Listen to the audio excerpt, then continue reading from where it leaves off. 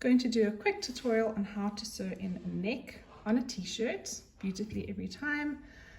So what I'm going to do is divide my neck piece into 8 equal parts, and I'm going to start on the join. So all I've done here is I've just joined my neck piece together with a 1 centimeter seam, and now I'm going to fold it like that so that I have the pretty side on the outside.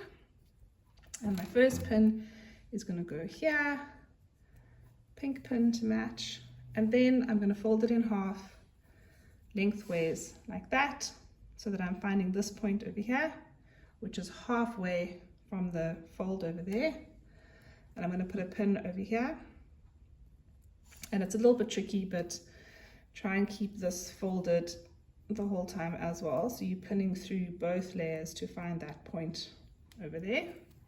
So now I have 2 points, and I'm going to put these 2 points on top of each other like that to find the halfway mark this way.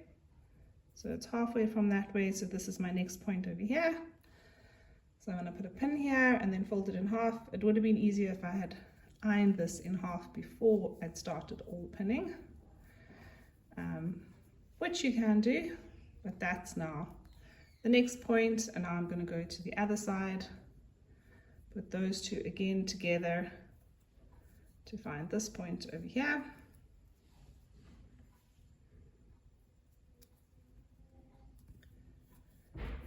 And then we just need to do each half into half, or basically the correct way would be to make it now into quarters. So this pin over here is going to find its friend over there, and I'm going to put a pin here to mark that point. And I'm just going to keep working my way all the way around until I have 8. So I have my neck piece divided into 8 equal parts, and if you're crazy like me, you can color match your pins. Now I need to do the same onto the t-shirt neckline. So I've joined my shoulders together, and the front of the t-shirt is lower than the back, which means my shoulders are not the halfway points. So I'm going to choose one of the shoulders, any one, as my starting point, because I do not like it to have my join at the center back. So I want my join to be on one of the shoulders. So that's going to be my starting point. So I'm going to open this up, make sure your seams on your t-shirt are facing back to the back of the garment. So this is going to be my first point. So that's where my first mark is. And then very gently, without stretching the fabric, we need to work our way across. So very gently work your way, holding it little bit by little bit till you find the halfway mark on the other side. So that is now halfway from this one. So my next point is going to be over here. And then keep this open, because if you double fold it, then you're not going to be very accurate. And it's important to get this accurate, otherwise your neck won't look great. So now I'm putting these 2 points together to help me find the halfway marks on either side. So I'm going to mark this one with a pin, keep holding that in the middle there, work my way to the side here, and put a pin there.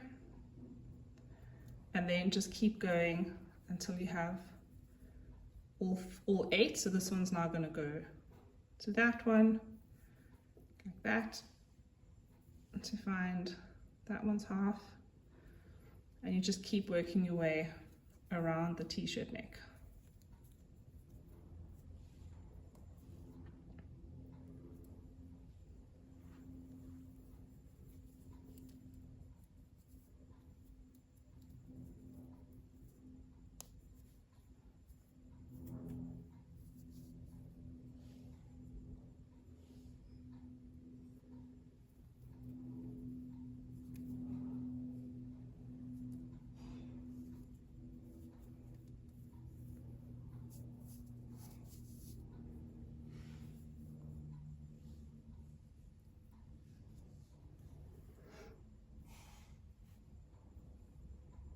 And there you have 8 parts.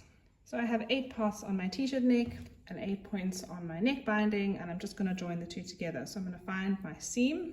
So this is the seam on my neck band and the seam on my shoulders, and I'm going to pin them together. Still keeping my seam there, my shoulder seam facing to the back. And then I'm just going to do dot to dot. So what you will notice is the neck band is smaller than the t-shirt neck. and that is correct. If these are the same, you know that you have a problem and you must immediately just go and make your neckband smaller, otherwise it will not lie flat. So you can see here these are not the same, so I'm going to match them. I'm matching dot with dot, so I'm putting the two together. So you'll see the neck is bigger. So when I'm sewing, I'm going to pull slightly, and that will allow your neck to lie flat because it's a curve. So it's very important to get this correct in order to have a beautiful neckline. So I'm just matching dot to dot now all the way around. So that one's going to go there. This one will match. You just put the two pins exactly on top of each other like that. Take the one out and you can use the other one to hold the two together. And you're just working your way all the way around the neck like that. And you'll notice that I've got my neckband on the inside of the garment. So this is the right side. So I'm putting my neckband on the inside so it's right sides together. And the reason is because it's easier to sew from this side because you can see what's happening. I find if people sew from that side, then they lose the back. And then you sew nothing. You sew your band all for nothing. So I'm working from the inside of the garment or from the wrong side, but I have my neckband on the garment right sides together because after we've sewn it, we're going to flip it up like that.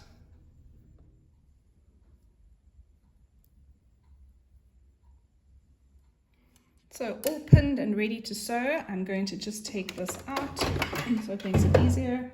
And I'm going to start again where my shoulder seam is, where the join is, and line it up with the edge of my foot. So the edge of the foot is the guide that I'm going to be using. So it's a little bit less than 1 centimeter. So it all depends on how wide your foot is, but it's going to be running on the edge of that foot there. So there's just a tiny bit of fabric stitch sticking out the whole time. And as I sew, I'm pulling so that the band, the neckband and the t-shirt are going to be the same. And I'm keeping my eye on all 3 layers because I've got my binding at the back there and I need all the 3 layers to stay together as I sew. Here we go.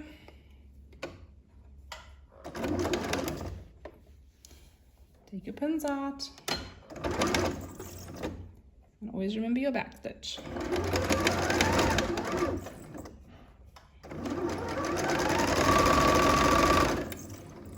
Fabric also loves to roll, so make sure you've got your patience hats on today to ensure a beautiful neckline. I promise it'll be worth it.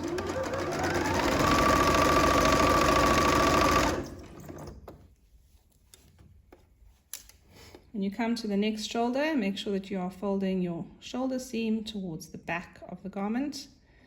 Remembering that the back of the garment is shorter than the front so that you can find it easily.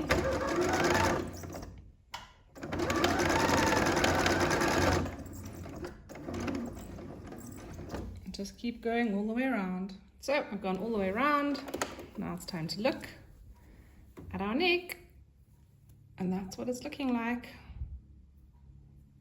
Nice and even, I hope. So the next step is to overlock.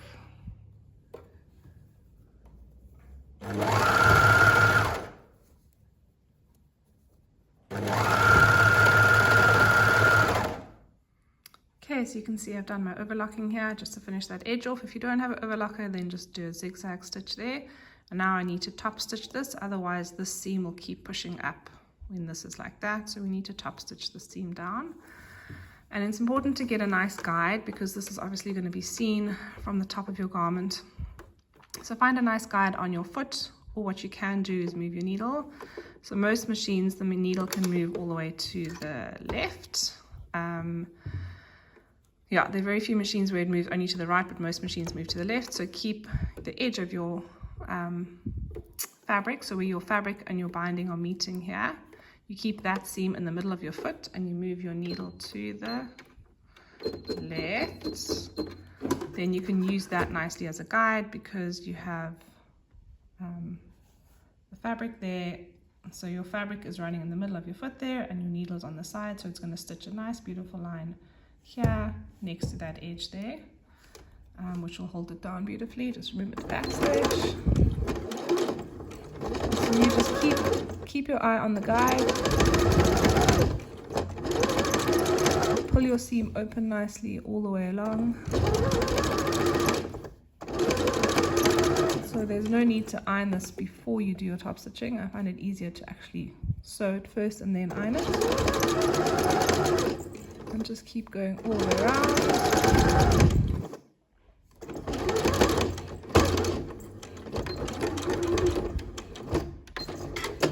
Last bit, and then you can admire the beautiful top stitching all the way around. And now the most important step, I think, on a t-shirt neck is the steaming. So what you'll notice, especially on a knit fabric, is that there's creases. Sometimes this is standing a little bit up. If it's standing up too much, it means that your actual neck binding was too long. You'll need to redo it. But I find that the final step of steaming is actually the magic, because that's where everything lies flat, and it will stay flat even after you've washed it if you do the steaming. So don't worry about that stretching out again. So the steaming is the last step, and it really, can you see I'm holding the steam just above it, and it's taking away all those extra creases. I'm a little bit worried about this fabric and the shiny stuff on it,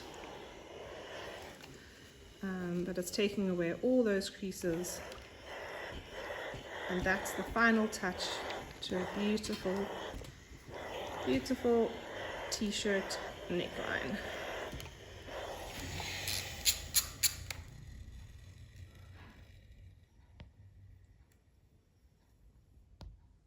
Happiness!